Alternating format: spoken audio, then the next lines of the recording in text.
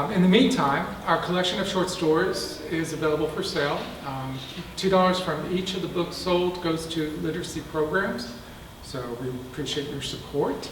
I am going to be the first reader, and then we'll go to Bert for the second one. And the story is, Did He Have a Sister? On the computer screen was this email message that had a subject line that read, "Call me about your sister." It was an email from the private investigator who he had hired to find his sister. He sat motionlessly as he looked at the email, and the thoughts running through his mind merged into strong emotions. Did he want to know what the PA found out? Was she alive? Was she dead? Was she happy? Did he want to reconnect with her? It had been nearly 30 years since he last saw her. Did she have a family? What? So many questions and feelings were stirring inside him as he reread the email header. Finally, he decided to call and find out what the PI had discovered.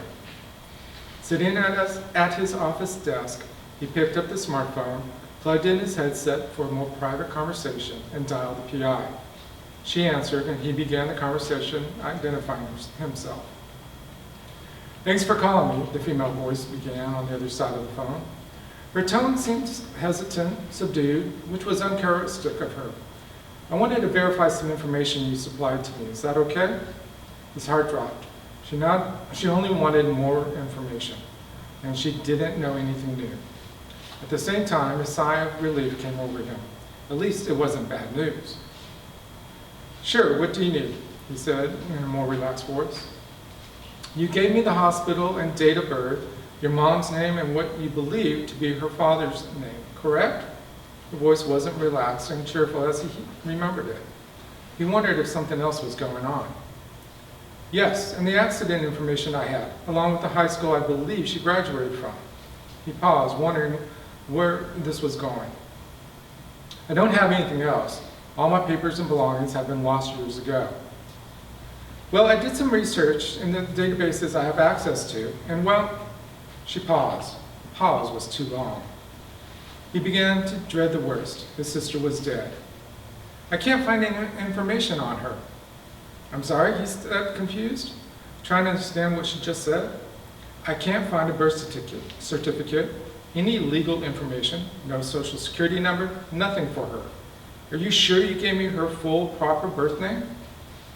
His mind was confused at how she could not find anything on his sister.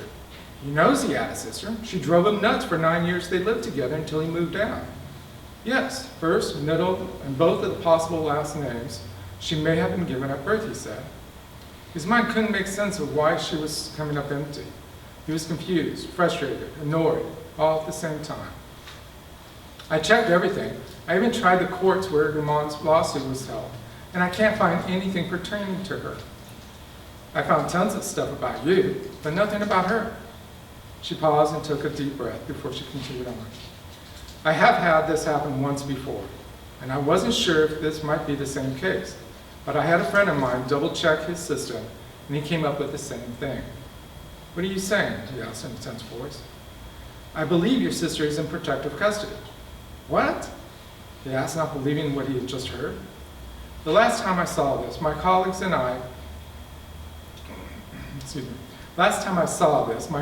said this kind of thing only happens when someone is placed in witness protection program.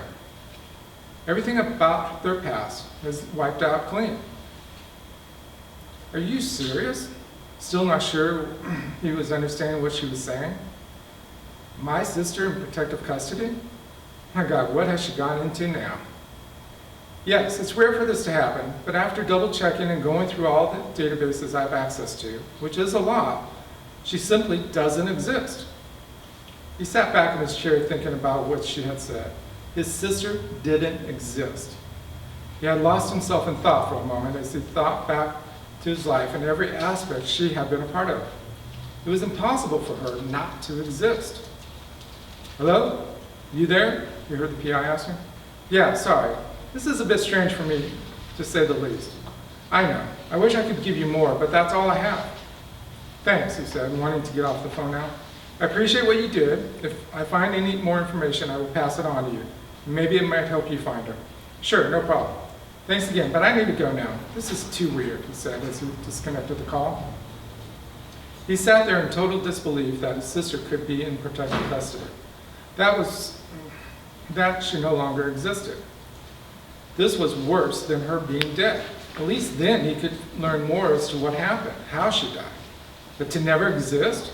That was another issue altogether. He was amazed at how the government could totally erase someone's life. He thought, well, not completely erased. He had his memories after all. But even then, he didn't have any pictures of her or his mother anymore since they had been lost years ago. His memory was all he had, but for how long? He was getting older. The memory issues were becoming more and more of a problem. Would he one day wonder if he ever had a sister, or if it was just a dream? It took a couple of days to process what he had been told. During that time, he called his aunt, the only living relative he was still in communication with. He told her that he had learned. She too was amazed by the turn of events relating to his now non-existent sister. She brought up the issue of pictures and the fact that she had a picture in the school yearbook. She would still be shown. He agreed with her, that not everything could be wiped away. The thought of some pictures of her still existing gave him an idea. Why not use them to scan the internet for possible connections? With the help of his aunt, he was able to get a couple of the pictures that she had and scan them into the computer. Then with the latest computer software, he ran a search for her on the internet, but nothing came back. She still did not exist in the world of the internet. Was the witness protection program that strict? Probably. After all, they were given the task to give her a new, safe life. He was beside himself with theories and plots. Like the true writer he was, he created more stories and illusions from his mind than were probably true. Still, it was the fact that something had happened to her that made him wonder what it was. Did she witness a murder, marry the wrong man, commit a crime herself and snitch on others?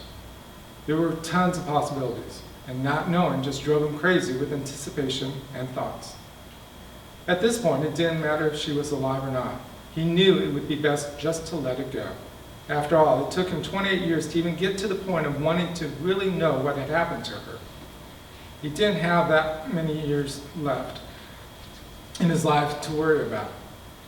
As weird and painful as it was best for him to consider her as deceased, gone from his life in complete and utter existence. To think about the fact that she may still be alive would only drive him mad. He had to move on for his life and to be at peace for all is well for her now. He was never one for funerals, so that made it a little easier. It was the aspect of not really knowing what had happened to her that kept gnawing at him.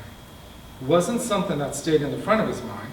No, it's more like a festering wound or an injury that you know is there, but you ignore it most of the time. It was those few times that it did come up to the top of his mind that drove him mad. He had to let it go. His sanity was at stake, but he couldn't. While time had passed from the days to weeks and even to a few months, he would go back to the moment that he was told his sister didn't exist. He remembered her clearly and wonders what happened to her. What was her life like now?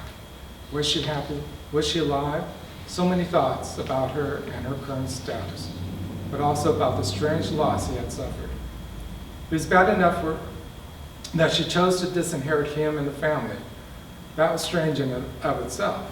Yet now it was more formal, or was it? He tried again and again to find her, only to come to the same conclusion. She didn't exist. Months moved into years, and every so often he wondered about the moments he found out she didn't exist. It still haunts him to this day. Was she alive? Dead? Was she happy? Were there nieces and nephews he would never know about? So many questions, too many left floating around in his head. It was the unknowing that slowly made him mad. It was the unknowing of the truth that would forever haunt him.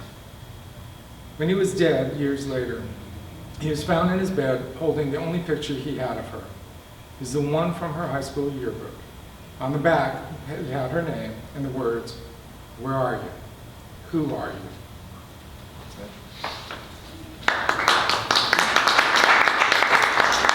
When you practice reading, it sounds so much better than when you actually do it.